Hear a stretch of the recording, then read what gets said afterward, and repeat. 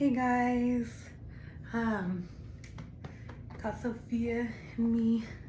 I think we're gonna do tummy time because I don't know if you guys know what torticollis is, but I guess she has it. She's going to physical therapy twice a month. She has a left torticollis, so she kind of like hangs out like crooked. Her neck is crooked. I have to make it straight. It's kind of like she has a kink neck, so this is like a stretch to do it. Stretch your baby, and she likes it, so that's good. But when she like, it's so sad, I don't know, maybe she'll do it during tummy time. Like I'll get the rattle and she'll be like this, fine, fine, fine, and then she'll stop here, so you can tell like she has a kink in her neck, so it's sad. I also want to say I'm very touched by all the subscribers. At the beginning of this week I had like 22 and now I have 69, so we'll see if we can get more. I think that's pretty cool. So that was cool to get. Let's sit down. Do tummy time. At first I was like, what do you even do with a newborn?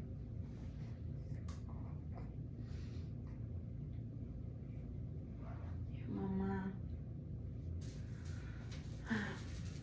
So Mother's Day is coming up, and I don't really know how to feel about that, because if you watch my other videos, oh, you can see her messing room. So lower. There.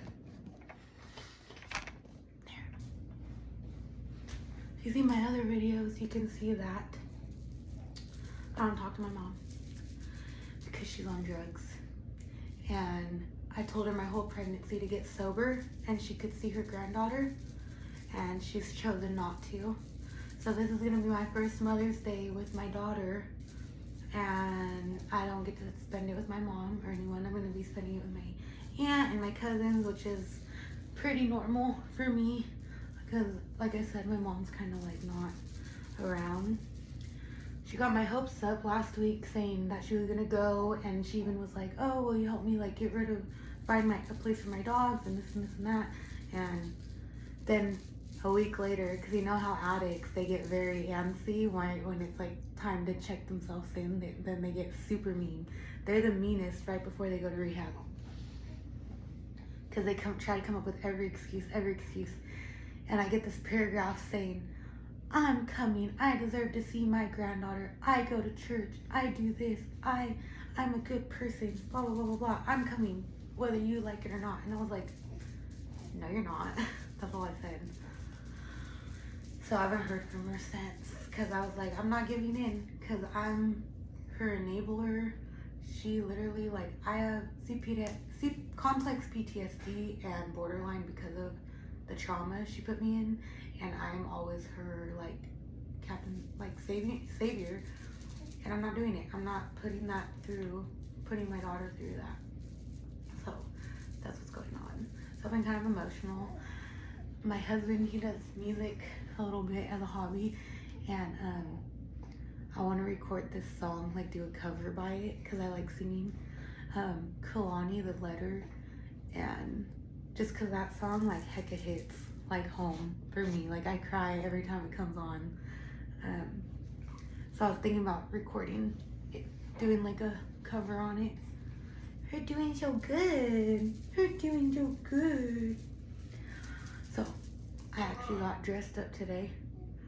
For those of you, this is from 5 and Below. This is $5. These are from Amazon. These big ass hoops. It came with a 2-pack. I think they were like $8 for gold and silver, and this dress is like $7. So I look cute, but it was cheap. It was on a budget. But yeah, we went to Costco today. I took my sister-in-law for the first time. That was pretty fun. And I'm not sick anymore, so we were running around doing errands, shopping, nothing special. You see, she's looking straight. She's doing a good job. Sophia.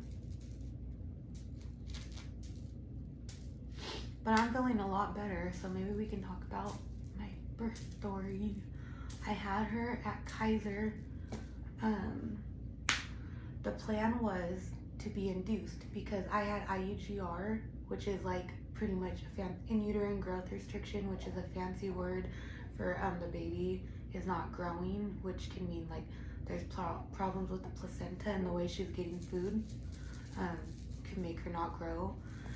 And but I had gastric sleeve surgery, so I don't eat a lot. I have to take vitamins. So I think because even when I was pregnant, I wasn't eating that much. My belly did not get that big. So she came out 5 pounds. So they wanted to do an induction, which is when they like make you go into labor because she wasn't growing.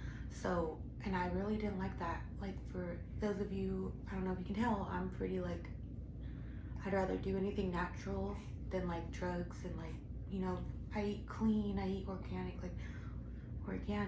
even though I'm broke. I try to eat the cleanest that I can.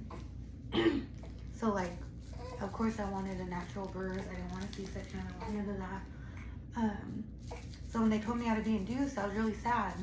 So I bounced on the ball. I made date brownies. They were actually really good. Tasted just like brownies. And I put like dates, chocolate chips, coconut, and cocoa powder, and like probably like milk or something to make it wet, and melted chocolate.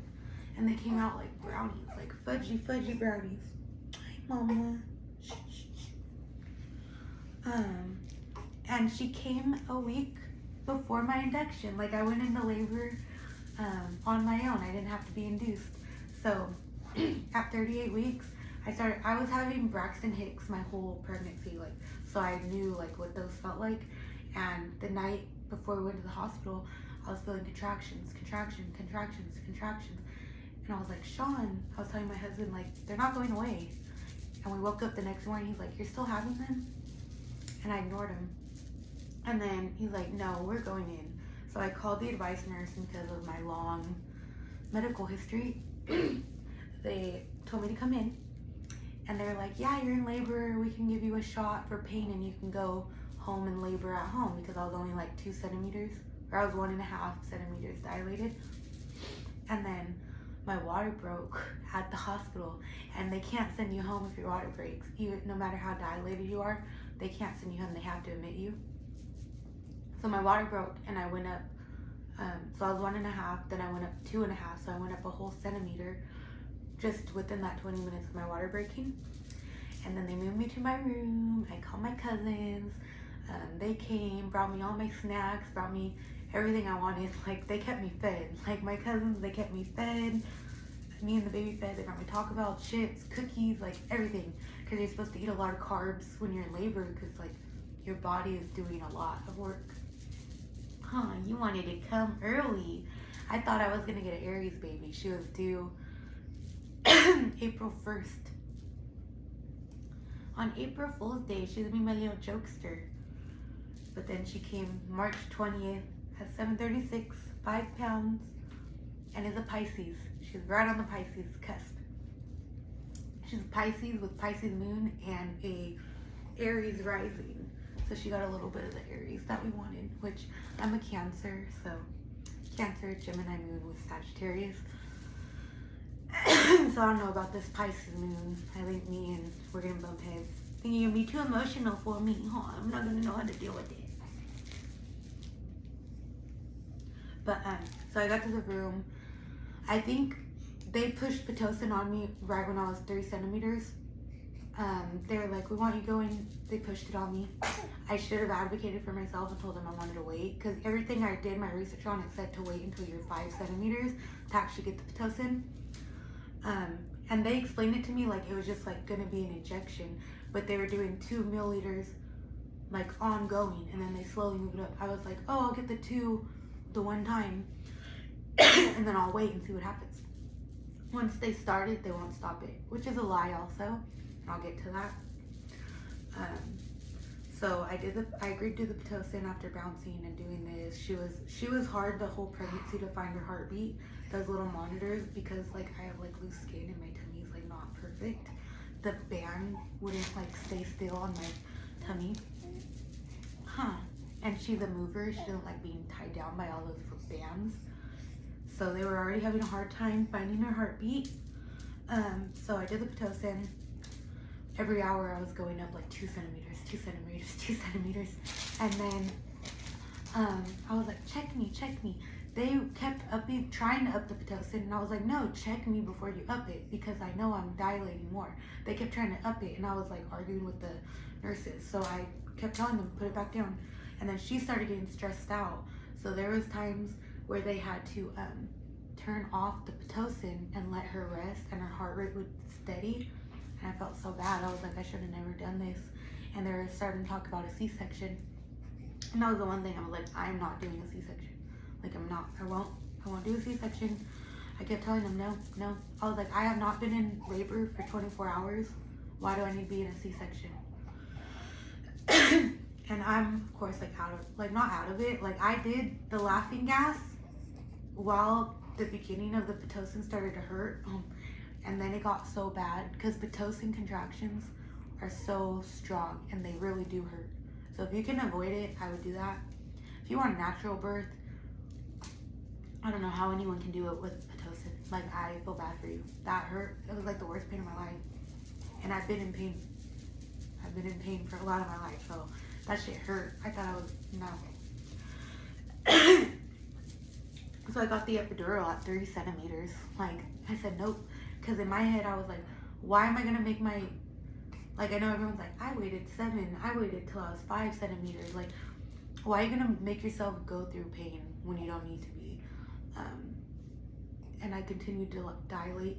The guy who did my epidural sucked. He was mean. He was rough. It hurt. The tap button didn't work. They had to come and give me like an injection like through the needle, because my button wasn't working. And the button is like, if you feel like you need a little bit more than what the tap is giving you, because it's like a spinal tap, and it's slowly dripping the medication into your spine to numb you.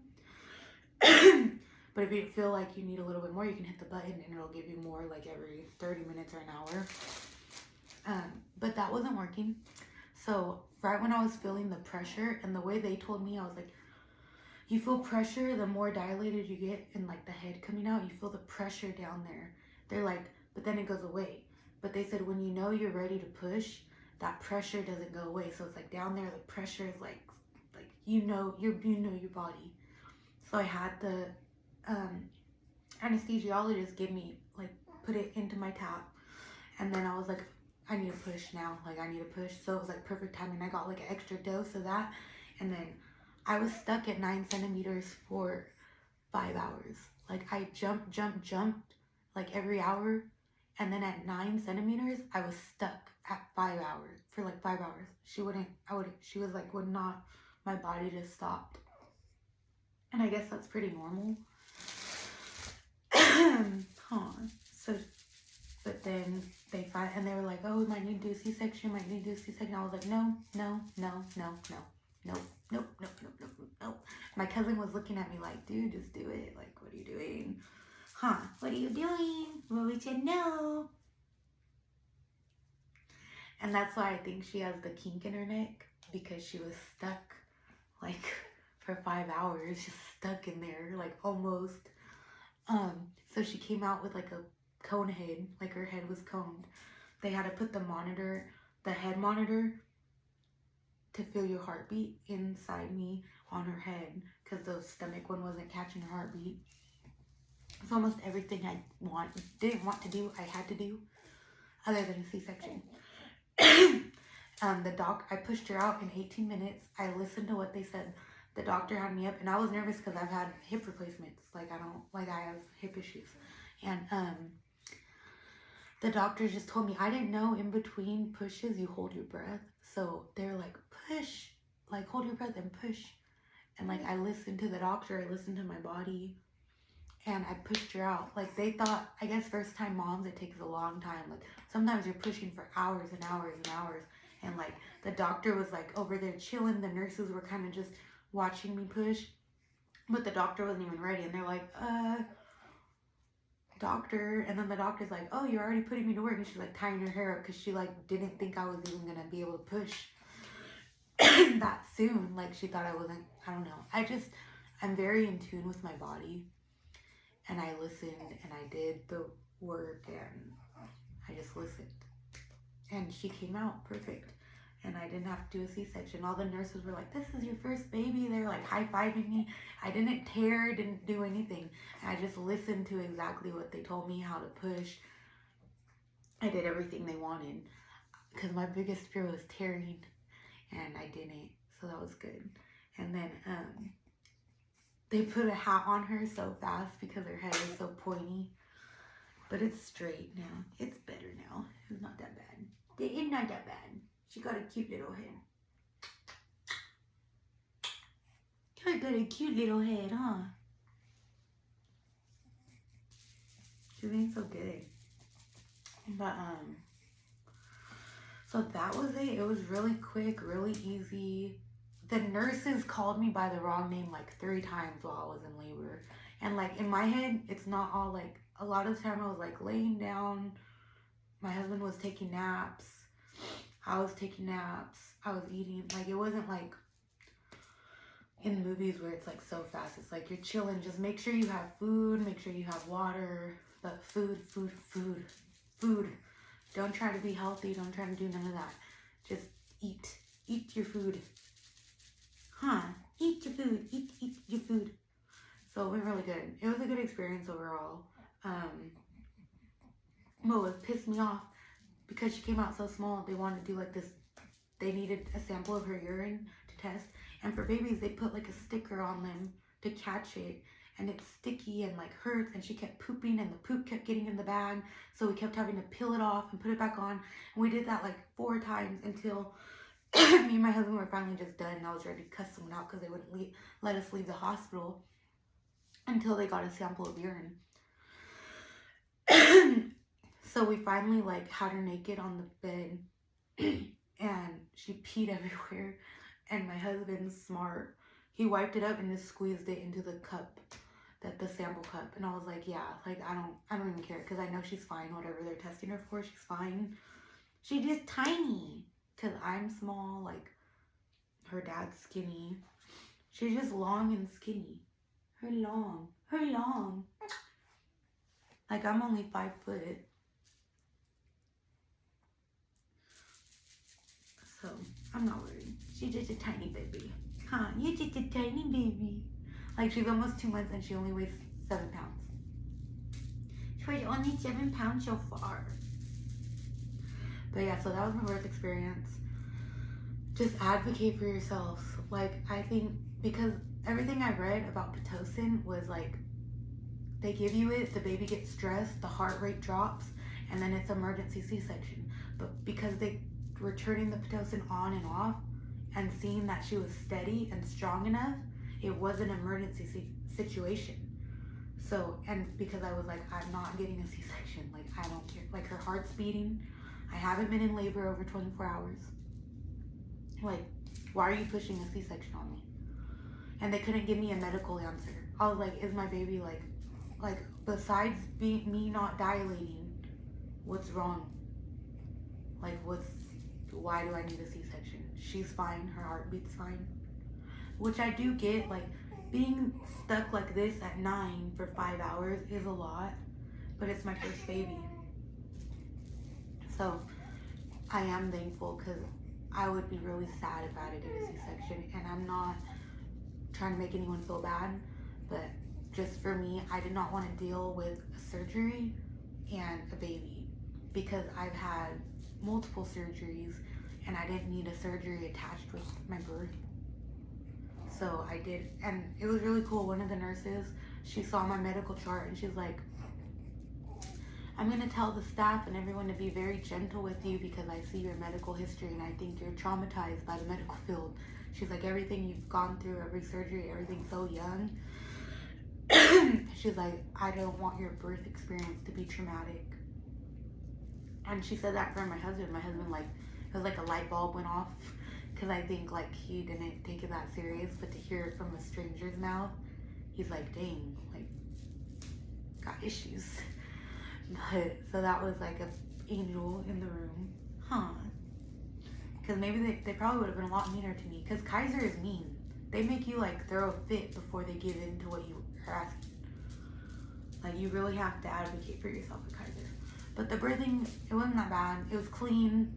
The food was horrible. They gave me like, you know those lunch meals at school?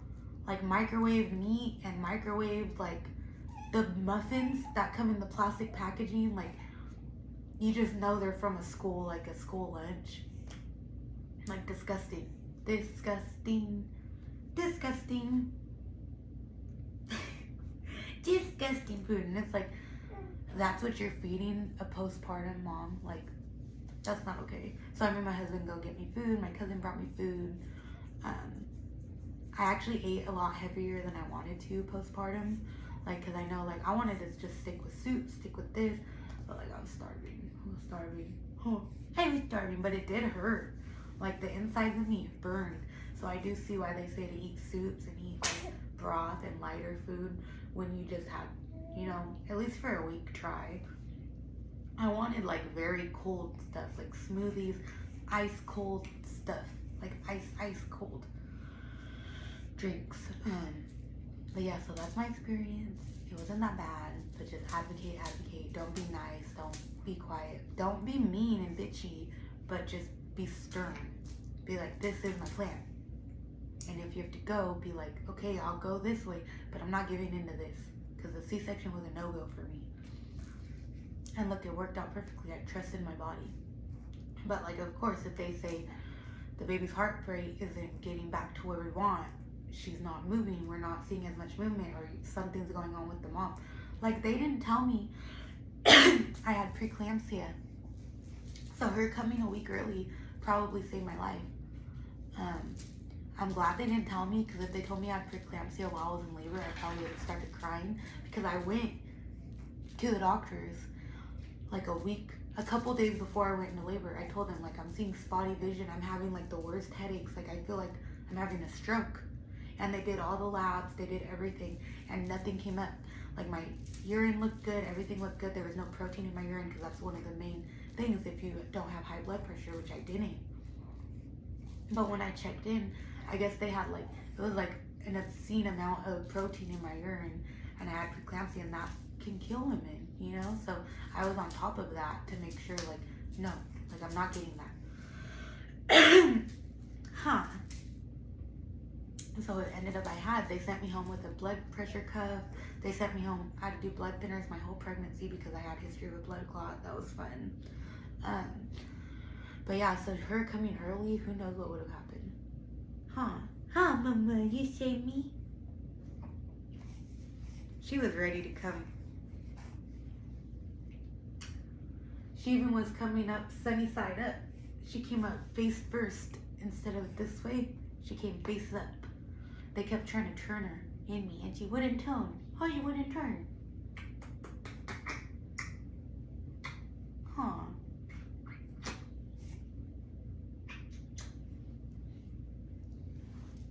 Okay, we're not showing mom's boobs on camera. But yeah, I love being a mom. Even like I have my cousins that help, but like it's really just been me and her and my husband, and I'm just so happy with her. Like, I honestly prefer to be like alone with her than have all these people's opinions in my ear. It's been like she's been the perfect baby. Like, honestly.